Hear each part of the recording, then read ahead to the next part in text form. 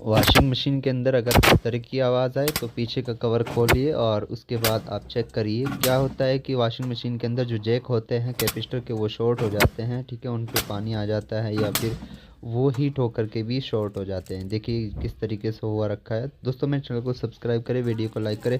इस तरह की वीडियो मैं बनाते रहता हूँ, तो मेरे चैनल को सब्सक्राइब कर ले। और जो आप बड़ी वीडियो भी देख सकते हैं, तो पूरी वीडियो भी आपको मिलती रहेंगी इस पर, ठीक है दोस्तों।